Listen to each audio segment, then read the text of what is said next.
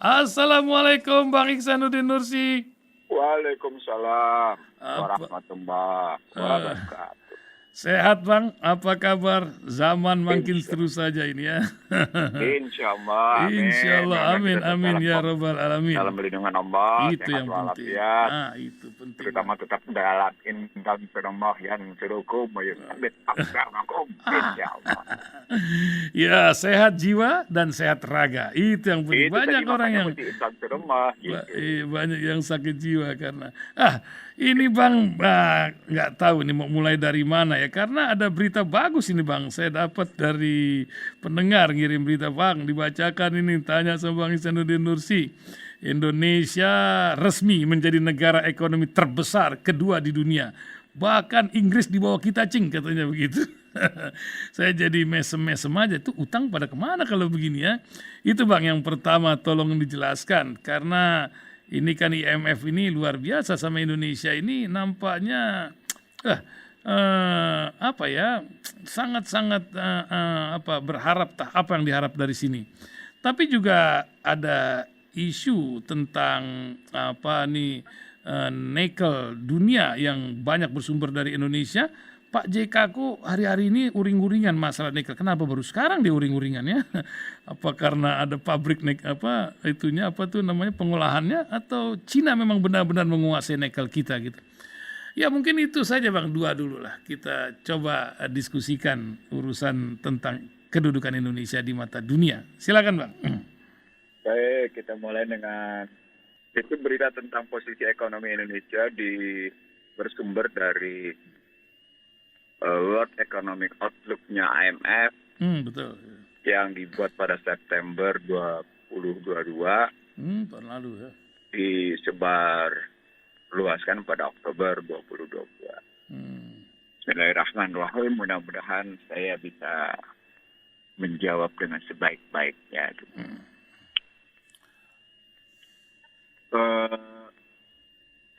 Indonesia adalah negara pertama yang pecah belah dalam posisi de facto, walaupun di Euro masih tetap diikat oleh konstitusinya. Tapi realitas sosial seperti saya tulis dan bangsa terbelah gitu.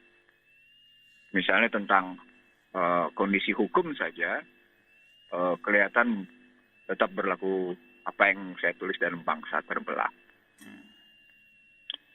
Lalu kalau kita menoleh keluar, minimal ada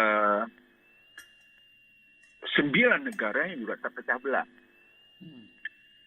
Amerika dimulai dari posisi Donald Trump sehingga Barack Obama menyediakan dirinya menjadi jembatan untuk mempersatukan kembali masyarakat Amerika terpecah. Lalu dengan kondisi perang NATO melawan Rusia, Ukraina-Rusia, 8 negara Uni Eropa juga terpecah, terutama karena krisis. Gitu. Swedia yang dianggap cukup memiliki tingkat kebahagiaan tertinggi, sudah sejak Juni terus-menerus protes atas kenaikan harga-harga. Prancis, Inggris, Jerman, Rumania, Belgia, Belanda, Hungaria, dan seterusnya, itu semuanya mengalami krisis. Dan mereka the winter is coming, mereka bilang. Itu artinya musim dingin, mereka berhadapan dengan situasi kedinginan dengan kekurangan pasokan gas, pemanas, penghangat, dan mereka berhadapan dengan kekurangan pasokan pangan. Saat yang sama, beberapa titik strategis di ibu kota Ukraina, Kiev, sudah berhasil diduduki oleh Rusia. Tapi Rusia kemudian mengizinkan Ukraina untuk mengekspor gandumnya ke beberapa negara untuk mengurangi krisis tadi. Dan di Brasil sana terjadi kemenangan kiri. Lula da Silva menang melawan Bolsonaro, yang Bolsonaro sendiri pernah bersama dengan Donald Trump, dan Benjamin Netanyahu menyaksikan satu ritual hebat dari Yahudi yang posisinya tepat di bawah pijakan kaki Rasulullah SAW yang beranjak ke Sidratul Muntaha. Karena mereka merancang tempat itu sebagai pusat spiritual bumi. Gitu. Apa hubungannya dengan cerita IMF? IMF sedang mengatakan pada dunia bahwa negara-negara mengikuti jejaknya adalah negara-negara yang mungkin membesar secara perekonomian, tapi pada saat yang sama juga sesungguhnya realitas menyatakan semua negara neoliberal itu berantakan. Jadi bacanya begitu gitu. supaya kita fair bacanya, jangan cuma baca prediksi istilah mereka forecasting mereka gitu ya. Yeah. Tanpa kita melihat realitas yang sedang muncul gitu. Jadi seolah kita nggak pakai kacamata kuda. Kita tidak disesatkan oleh media mainstream. Anda tahu nggak kemenangan misalnya Lula da Silva yang berkuasa 2003-2010 lalu di penjara, lalu Lula sendiri menyatakan mereka mencoba mengubur saya hidup-hidup, gitu. Lalu kemudian berhadapan dengan cerita bagaimana pembatasan-pembatasan fiskal harus dilepas, tapi tetap berhadapan dengan tekanan orang-orang kaya karena Lula hanya menang 50,9%. Dikit ya, betul. Artinya keterbelahan tetap berjalan. Itu yang kemudian menjadi pemberitaan ramai, baik di BBC, The Guardian, di Asia Times, atau di tempat lain gitu kalau kita ngelihatnya. Lalu ketika kita melihat World Economic Outlook yang menempatkan posisi Indonesia menarik, sedemikian rupanya membaiknya, ini kelihatan bahwa yang memberitakannya tidak mengerti tentang apa itu konten dari PDB. Apa itu isi dari PDB?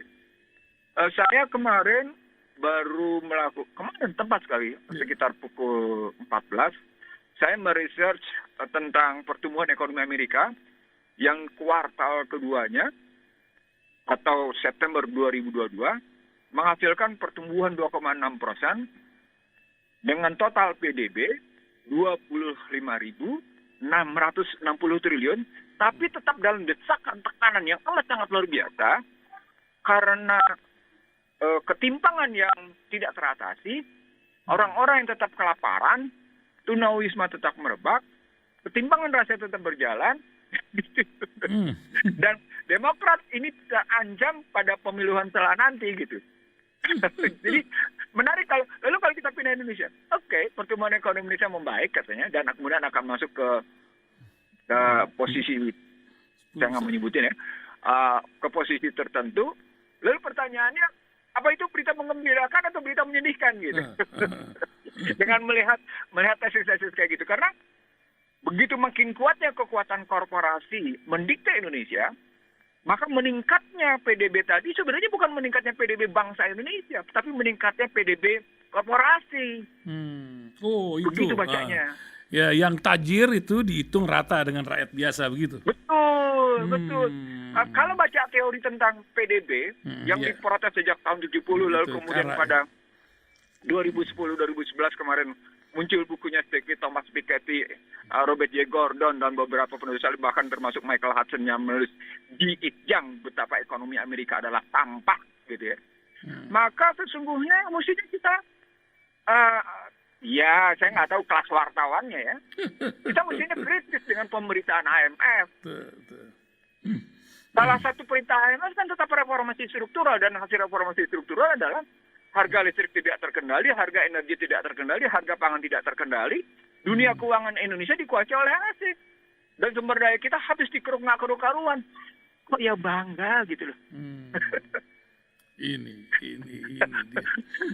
Itulah kemarin kenapa Soekarno keluar dari IMF dan dipaksa lagi masuk ke IMF. Karena instrumen ini instrumen mendikte untuk memaksa agar bangsa yang menjadi anggota IMF itu mengikuti gerakan ekonomi mereka. Yang IMF sendiri pada konstruksi 1998-1997 itu mengakui bahwa resep pemulihannya adalah salah dan mereka minta maaf. Saya sendiri menggugat gitu. Jadi kalau kita boleh melihat IMF dalam konstruksi mereka merancang, karena kita akui sekarang sedang terjadi pertarungan tajam gitu. Yang saya sebut, kenapa saya mulai dengan 11 negara dalam posisi terbelah gitu di dunia ini ya gitu ya. Karena pada hakikatnya keterbelahan antara neoliberal sama non neoliberal itu makin tajam. Kasus 24 Agustus 2015 dengan Black Monday gitu ya, yang mengakibatkan Rusia dan China tetap serta-merta keluar dari sistem pembayaran yang mereka tentukan, meninggalkan sistem neoliberal, meninggalkan penggunaan dolar gitu. Itu kan mengakibatkan keterbelahan yang amat sangat seperti sekarang kita rasakan. Jadi serangan mereka pada 24 Agustus 2015 itu, pada cerita Black Monday itu dampaknya 7 tahun ini. Dan kemudian diperkuat lagi isunya dengan perang NATO melawan Rusia tadi gitu melihatnya. Jadi kenaikan ekonomi itu, kenaikan PDB itu yang seperti saya bilang tadi, saya kutip PDB Amerika dengan kemiskinan 3,5, pengangguran 3,5% gitu ya. Itu menunjukkan bahwa dengan inflasi tertinggi 40 tahun, itu menunjukkan bahwa sesungguhnya kekayaan mereka tetap dikuasai oleh orang kaya, 1% untuk 99%. Selamat menikmati ketimpangan. Itu. Gini makin tinggi. Kalau mengenai itu. Jadi saya mendownloadnya, mengunduhnya memang kemarin karena Siti Fadila Supari bertanya pada saya, Bang, ini gimana berita itu gitu. Saya jawab dengan saya kirim aja buat Economic Outlook IMF, dia saya analisis lebih lanjut. Sekarang menurut saya baca sendiri deh. Karena dalam laporan itu kata-kata Indonesia itu begitu banyak dikutip untuk menunjuk keberhasilan kudeta korporasi. Atau karena memang menteri kita ini kan memang orang IMF gitu kan, kemudian kedekatan tersendiri dengan cara membaca ini, atau gimana Bang? Ini bukan soal kedekatan pribadi, ini soal kiblat pemikiran. Oh, itu kiblat pemikiran. Jadi kalau saya mazhabnya gitu ya. Melihatnya ini memang persoalan kiblat pemikiran gitu, yang sudah saya kritik sejak saya jadi mahasiswa hingga hari ini gitu. Yes, Jadi saya mengkritik sudah hampir lebih dari setengah usia saya gitu. Ya, akhirnya orang kaya makin kaya, diantaranya yang tukang smelter ini, yang nikel juga ini jadi masalah. Itu saya baru-baru ini melihat tuh di Kudus, kakak saya melihat itu, kita punya alat sebenarnya, alat untuk apa tuh, mengolah smelter lokal, tapi kita tetap kontrak dengan warga asing. Sehingga banyak orang asing di Sulawesi sekarang ini yang berkeliaran, dan ini menjadi sebuah fenomena baru, apalagi di tengah kemudahan imigrasi, menjadi second country sekarang Indonesia ini. Baru saja kebijakan yang minggu kemarin itu, pekan lalu. Gimana Bang ini menambah ke PDB yang tadi? Nikel, itu tadi karena berlaku prinsip investasi asing, utang luar negeri, dan perdagangan bebas adalah pada hakikatnya 7I. Itu merupakan bentuk invasi, bentuk intervensi, bentuk infiltrasi, bentuk interferensi, bentuk intimidasi, bentuk indoktrinasi, bentuk inflasi gitu. Nah, ya, sederhana aja nerjemahinnya gitu. Karena apalagi bentuknya, bukankah pejabat Indonesia yang lebih dahulu menawarkan nikel kepada Elon Musk? Iya. Toh Elon Musk beli sama siapa? Lalu kenapa kemudian Elon Musk belinya dari Cina? Hujan di mana, geluduk di mana itu kan? Ya, hujan di mana, geluduknya di mana, petirnya nyamper. Jadi kita nawarin duluan ke Elon Musk, tapi Elon Musk tidak jelas gitu ya. Itu lalu tiba-tiba memutuskan ngambil dari yang namanya Cina. Ini keinginan Elon Musk ngambil nikel dari Cina, dan pada saat yang sama Cina sendiri menjamin pasokan nikel untuk dirinya.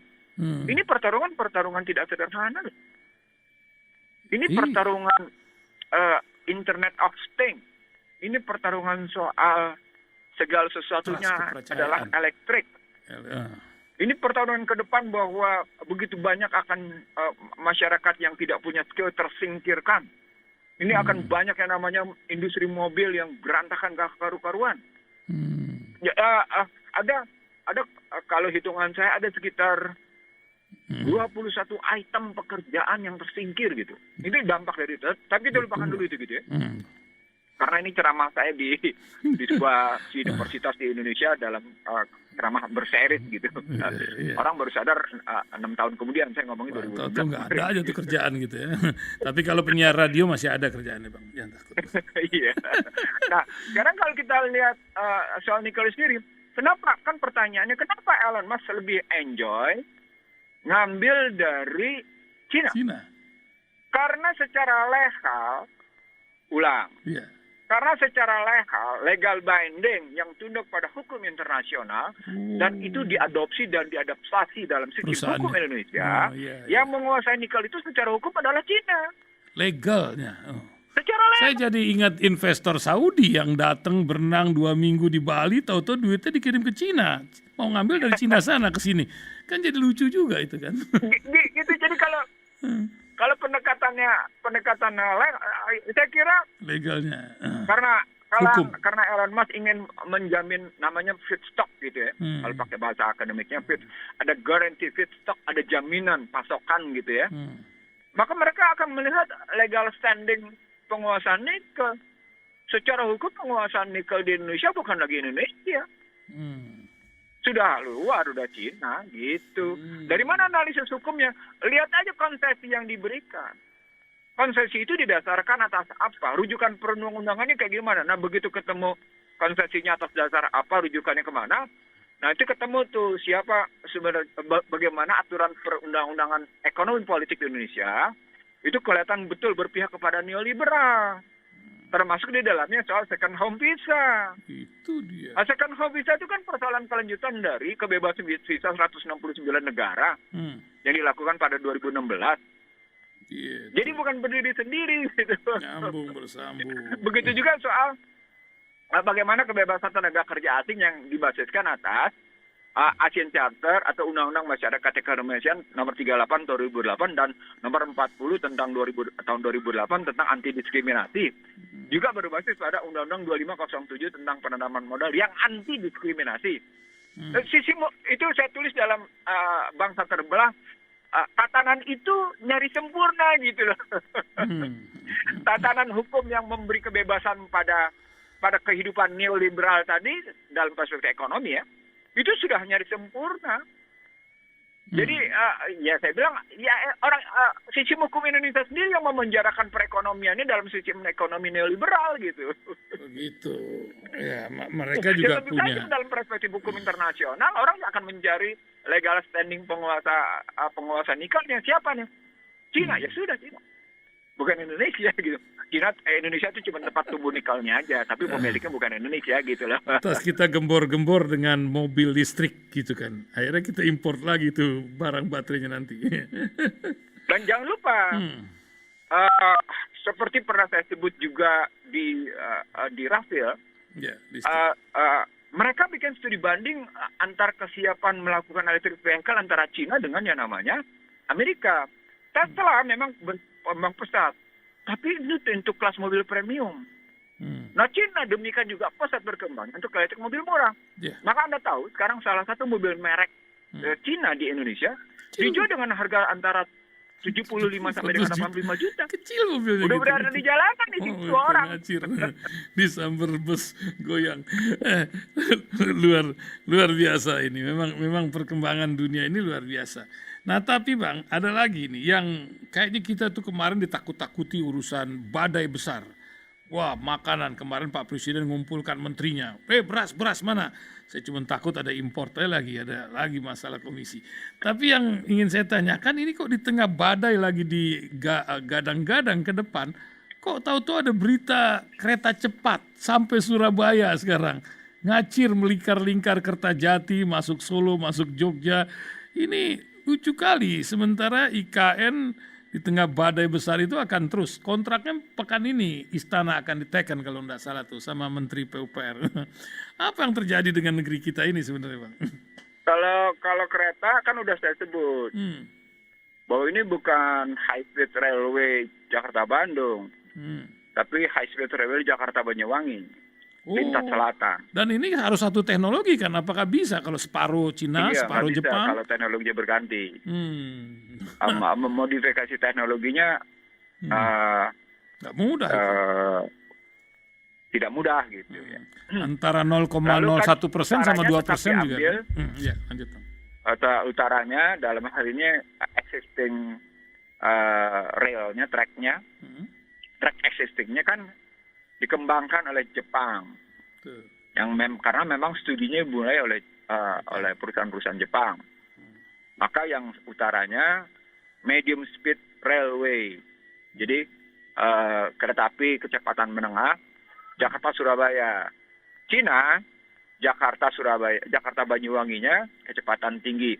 Seberapa aja kecepatan tingginya saya tidak bisa memastikan, karena ketika Jakarta Bandung saja ada 4 stasiun, itu berarti ya itu medium speed, kecepatan menengah aja Kali gitu. penumpangnya Kalau melihatnya. lempar. Rasanya saya pernah ngomong ini di Rasil berapa bulan lalu gitu. Iya. Tentang perubahan Logika. Jakarta Bandung menjadi Jakarta Banyuwangi gitu. Karena saya omongin duluan di sini gitu. Silakan aja buka. Nanti pernah saya sampaikan. Ada di YouTube kita kok, masih bisa. Nah itu dilanjutin. Ya tentu itu rancangan. Sama seperti bertahapnya MRT dari Lebak Bulus ke Duku Atas, dari Duku Atas ke stasiun Kota Lama. Itu kan bertahap mereka lakukan. Dengan keterikatan Indonesia, itu 2 generasi hitungan saya. Nah kalau sementara Jakarta Bandung 100 tahun, nanti Jakarta Banyuwangi jadi berapa ratus tahun. Wallahu a'lam bishawab. Wallahu a'lam bishawab. Manusia merencanakan, Allah yang punya. Yang pasti, yang sedang saya baca sekarang ini, dunia dalam posisi amat risau, dan sejumlah orang sibuk dengan fokus ke negerinya. Karena negerinya tidak pernah jelas kemana larinya, sehingga ketika saya mengingatkan tentang dunia yang sedang kacau balau, dan berarti Indonesia akan terseret dalam, saya ulang ya, Indonesia akan terseret dalam ketidakjelasan arah perkembangan dunia tadi, ya mestinya kita punya persiapan, punya kehati-hatian yang jauh lebih tinggi dibanding pihak lain. Kenapa? Karena sejarah perubahan di Indonesia, gitu ya, itu tidak pernah terlepas dari kepentingan dunia luar. Kemerdekaan Indonesia kan pengaruh kekalahan Jepang terhadap sekutu. Sekutu kemudian tetap ingin bertahan. Lewat 10 November 45 dia keserang, kalah. Tapi lewat KMB mereka kembali mencengkeram hingga hari ini gitu. Dengan segala macam peristiwa politiknya, dari cerita KMB hingga hari ini, Indonesia selalu diacak-acak gitu dan sejarahnya.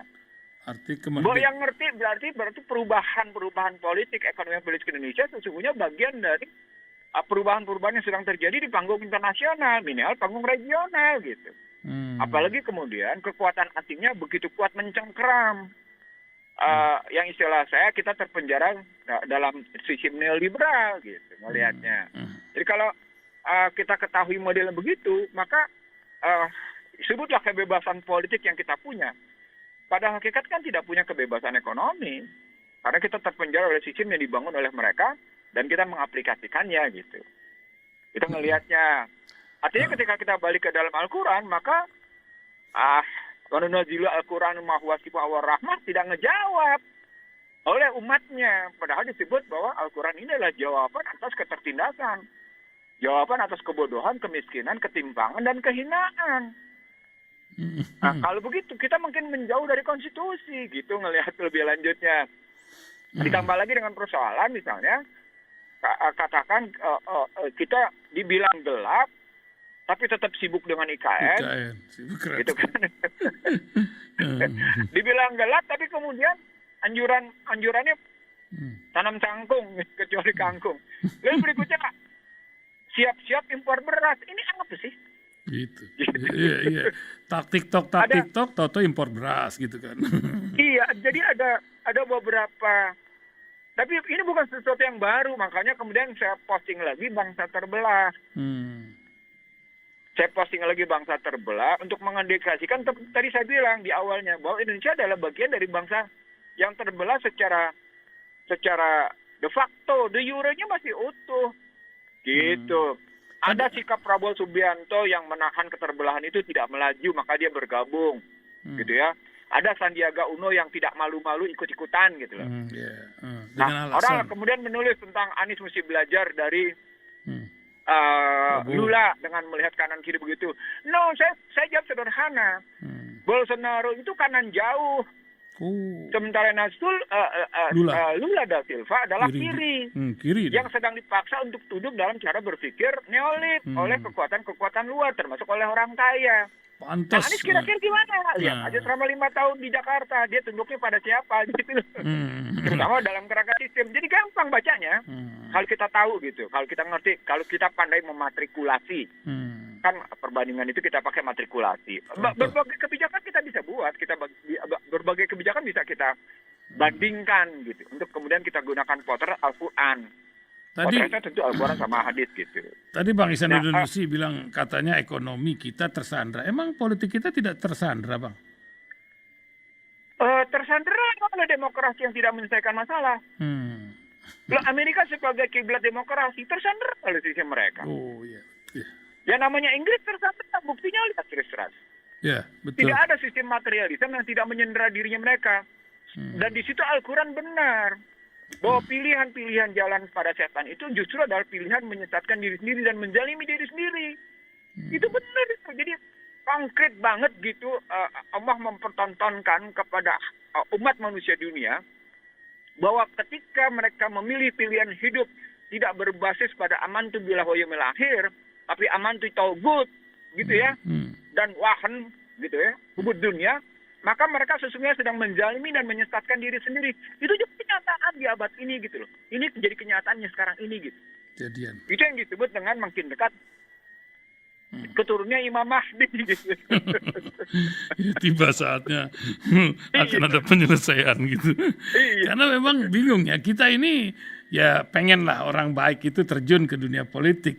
Tapi si orang-orang baik yang sudah terjun itu kayaknya juga banyak yang tobat tuh terjun di politik. Jadi kan himbauan dari Pak Anies Baswedan baru-baru ini, seruan untuk orang baik terjun ke politik ini menjadi sebuah tantangan yang penuh resiko gitu. Bukan begitu, Bang? Abang kan pernah terjun juga ke sana, Bang. Gimana tuh hutan begitu sampai di sana? Saya akan menyangkuti soal orang baik terjun ke politik.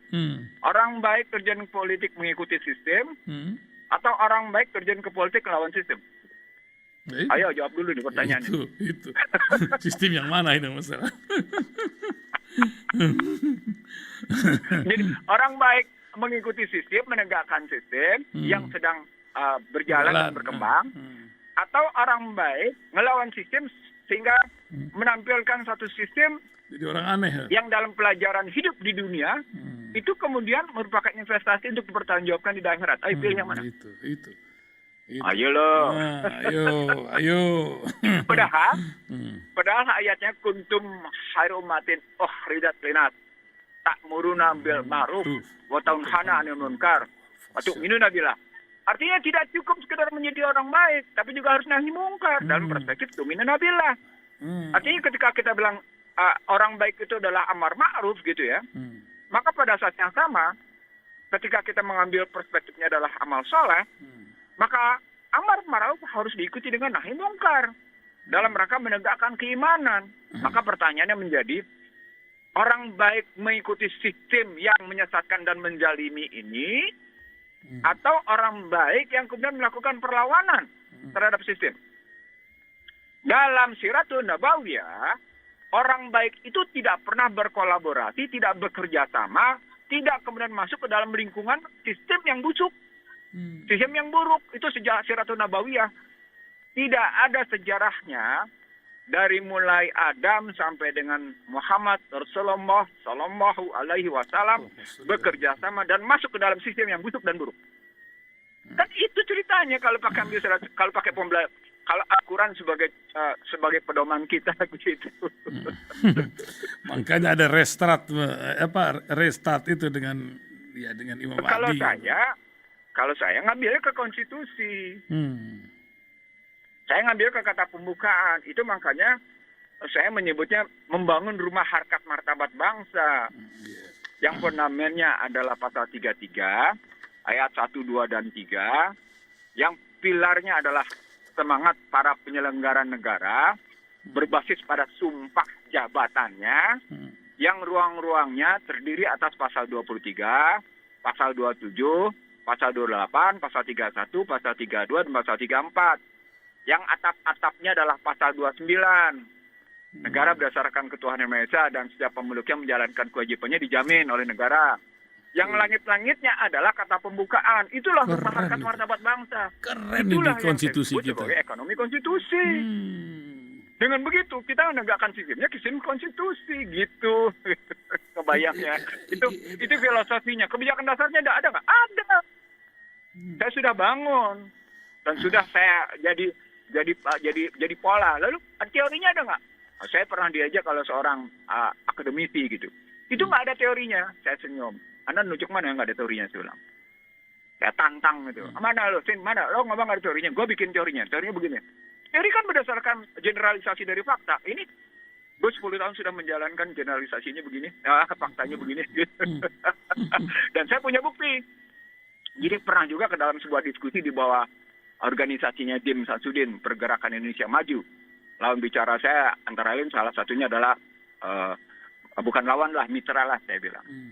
Ada beberapa orang lah nggak usah saya sebut. Saya bilang orang-orang ini bicaranya tentang ekonomi kerakyatan, ekonomi Pancasila itu mimpi. Mimpi lo, gue bilang. Nih lo ngomong apa? Ayo sini berantem sama gue. Berantem pemikiran ya. Iya, pemikiran maksudnya. Tapi untuk kebaikan ya, saya bilang. Bukan untuk menang-menangan, saya bilang. Artinya kan kita harus memenuhi prinsip konsistensi, koherensi, korespondensi, prinsip keilmuan, filsafat ilmu. Dan itu dimiliki oleh Al-Quran. Harusnya tuh betapa kuat konsistensinya, keitikomahannya, betapa kuat koherensinya, betapa kuat korespondensinya, betapa konkret konsekuensinya. Bahkan ditambahkan oleh Al-Quran konsekuensinya. Jadi 4K kalau dalam Al-Quran. Bukan hanya konsistensi, korespondensi, koherensi, tapi juga konsekuensi. Kadang filsafat ilmu material, dia tidak berani bicara konsekuensi. Nggak berani, nggak ada pernah filsafat ilmu bicara konsekuensi. Tapi Al-Quran jelas, setiap yang namanya pemikiran itu punya konsekuensi. Itu yang saya dalam teori saya sebut sebagai diksi, narasi, argumentasi, bukti, konsistensi, dan konsekuensi. Itu. Artinya negeri ini nih udahlah, kita nggak usah pakai jargon-jargon agamis, pakai saja jargon konstitusi Indonesia yang sudah ada. Itu sudah luar biasa harusnya kalau dijalankan. Kok ini nggak ada ya? Ya pengingat ini kan harus selalu ada. Balik konstitusi gitu.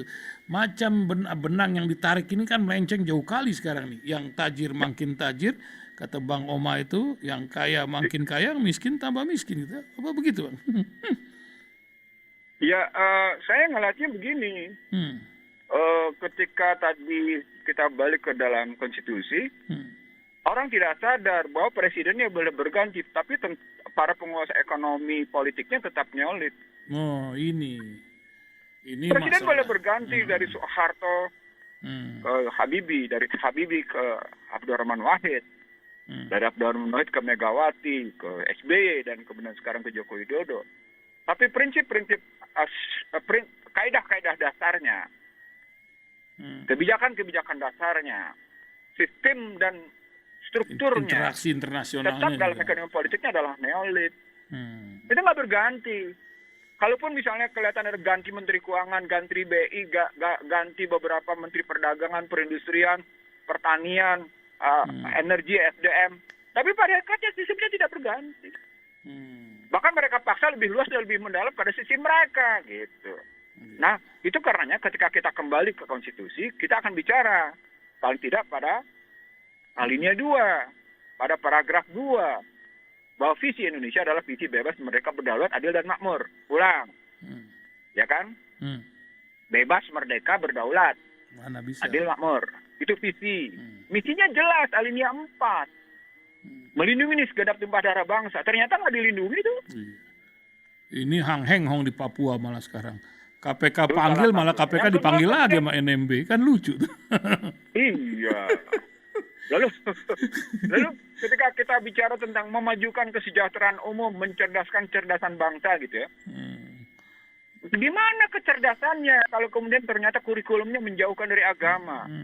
Emang kalau kurikulum dari jauh agama cerdas gitu? It- Emang hidup ini materialisme gitu? yang- Emang hidup ini nggak bawa mati gitu? Hmm. Itu tanya tuh sama penyusun kurikulum gitu. Memang Anda akan tidak mati gitu. Anda nggak akan masuk ke liang lahat gitu. Itu yang sekarang Itu orang Eropa cerdas lagi loh dalam pada cara berpikir Islam. Gitu loh. iya iya iya iya itu itu baru kecerdasan. Belum kemudian soal kesejahteraan. Ternyata tetapnya namanya kita punya beban utang 20.545.000 sekarang dengan beban utangnya ada. Bayi yang baru lahir sudah menanggung beban 20.545.000. itu negara belum Dengan BUMN ya. total utang 397 miliar US dollar sekian, maka beban hutang per orang di Indonesia per kapitanya, debt per kapitanya 20.545.000 gitu kita ngelihatnya.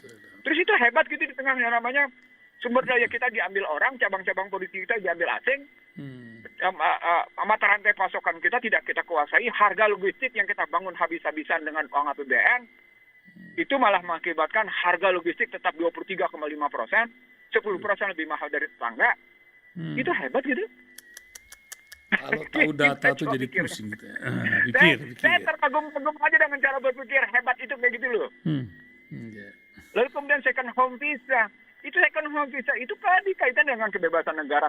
Itu kan motifnya mendatangkan wisatawan dan wisatawan mau tinggal selama 10 tahun sehingga mereka belanja. 10 tahun mah Motifnya beranak begitu, pinak di gitu. sini. 10 tahun beranak pinak lah. Itu menyahuti G20. Lalu kemudian saya ngebandingin apa perbedaan wisatawan sama investor. Nah, ketemu deh. Yes. Jadi saya kira memang ada problematik dalam pemahaman kebijakan kita gitu ya. Kebijakan dasar berbasis konstitusi tentunya gitu ya. Betul. Lalu kalau kemudian kita punya misi tadi melindungi, memajukan kesejahteraan umum, mencerdaskan, itu kan menyatukan Indonesia dan keadilan sosial bagi segenap tumpah darahnya, gitu. Maka pertanyaan besarnya, udah adil belum kita bertindak? Gitu. Wow, jadi ketemu di situ model bahwa prinsip ketuhanan Maha Esa itu akan ketemu dengan persoalan keadilan. Nah, ketika ketuhanan Maha Esanya terganggu, pasti keadilannya terganggu. Gitu aja logikanya. Itu. Oh, prinsip kehidupan beragama sekarang rusak kok di Indonesia. Dirusak. Iya nggak? Agama lah dari Arab kan lucu. Jadi gitu. Ya, luar biasa Bang. Menyongsong 40 menit sebentar lagi lewat ini apa Ya. ingatan dari seorang Ihsanuddin Nursi menghadapi zaman kayak begini? Silakan Bang. Oke, saya melihat dunia memang sedang terbelah. Terbelah dari prinsip-prinsip materialisme utuh total gitu ya, Iya. yang dibangun dengan model neoliberal dan pihak-pihak yang ingin mencari harkat martabat bangsanya dengan basis keagamaan. Gitu. Mereka yang mau meninggalkan sistem neoliberal dan mereka ingin kembali ke dalam ciri bangsanya.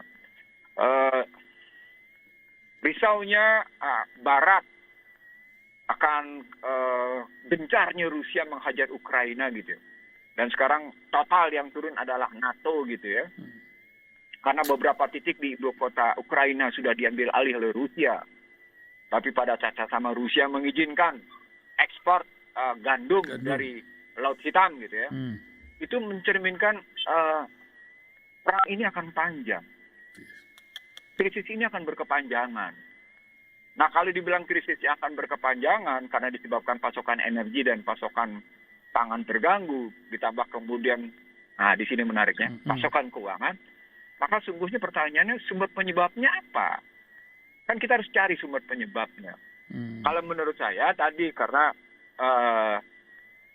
junjungan kehidupan kita itu pada total materialism. Total pada kebendaan, total pada keduniaan gitu. Kita tidak sadar bahwa cara-cara berpikir kayak gini tidak menyelamatkan. Bukan saja tidak menyelamatkan individu, tapi tidak menyelamatkan kehidupan dunia. Disitulah kehadiran Muhammad SAW sesungguhnya. Dia ingin menyelamatkan manusia di dunia. Sebagaimana misalnya katakan pada Al-Baqarah 185, yang dipanggil adalah di situ hudalin nas. Sementara pada ayat 2-nya hudalil muttaqin. Artinya sesungguhnya karena ini radio komunitas Islam, bagi Islam yang satu, maka mari kita penuhi panggilan kita sebagai mukmin, sebagai muttaqin, supaya kita bisa berkontribusi pada kebenaran dan kebaikan. Kita tidak ikut-ikutan memproduksi kepalsuan yang terus berkembang dan tumbuh melembaga. Saya ulang ya, bagi saudara-saudara saya yang ada di Rasil. Saya kemarin ketemu dengan pendengar Rasil di Depok dan di Bogor, Ihsan Talib. Bahagia saya. Pendengar yang di Depok, ya pasti Allah, nempel ya tuh, pendengar setia gitu ya.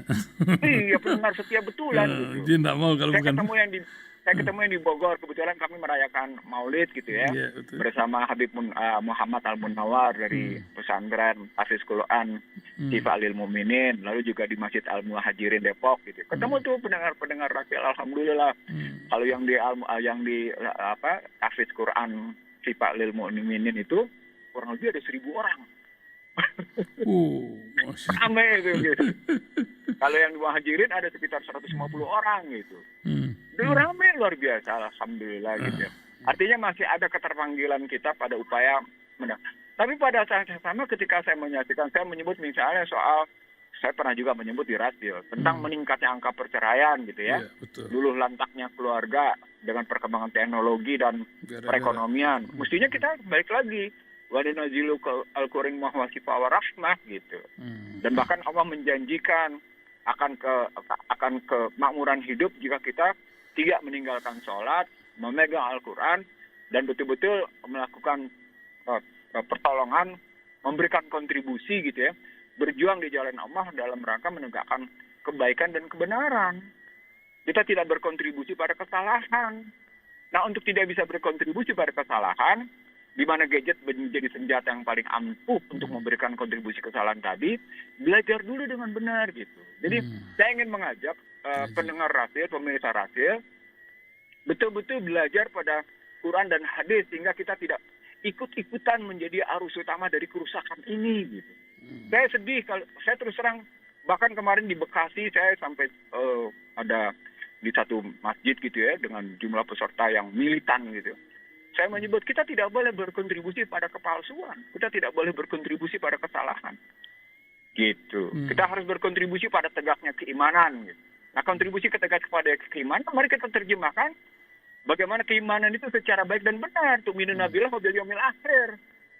Karena tu'minuna billahi wa bil yaumil akhir itu dalam pembelajaran Al-Quran dia punya kedalaman yang luar biasa yang disederhanakan dengan dua. Kuntum khairu ummatin ukhrijat linnas ta'muruna bil ma'ruf wa tanhauna 'anil munkar wa tu'minuna billah. Penerjemahan keduanya adalah khairul bariyah. Tapi pada saat yang sama, kebaikan tidak mungkin terjadi jika kita tidak mencegah kemungkaran gitu. Nah, Islam di Indonesia tidak mencegah kemungkaran sehingga tegaklah sistem neoliberal yang sudah berjalan sejak tahun 67 hingga sekarang gitu. Nah, mari kita perbaiki gitu. Itu ajakan saya. Mari kita kembali ke ekonomi konstitusi, mari kita kembali ke Undang-Undang Dasar 1945 secara benar dengan memperbaiki kekurangan-kekurangan yang ada gitu ya. Bukan Undang-Undang 1945 bukannya sempurna, enggak sempurna. Tapi saya percaya saya ngelihat ada beberapa orang yang sudah siap hitam putihnya. Secara ekonomi saya juga sudah siap hitam putihnya. Ada, sebenarnya saya sudah siap gitu. Jadi kalau mau duduk bareng gitu demi kepentingan bangsa negara, jangan bicara menang-menangan gitu. Dan kemudian Anda tidak punya argumen yang cukup, tapi Anda cuma punya argumen-argumen yang konyol gitu ya. Hanya karena kekuasaan Anda tidak mau kalah gitu. Seperti kasus, ya udah banyak kasus lah. Banyak lah. Itu saya kira di situ kita Pokoke. Mari kita bisa berkontribusi. Mari kita berkontribusi, mari kita berbagi, mari kita peduli pada harkat martabat bangsa yang tegaknya berdasarkan pada konstitusi kita gitu.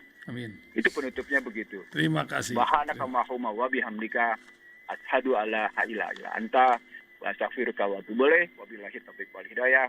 Assalamualaikum warahmatullahi wabarakatuh.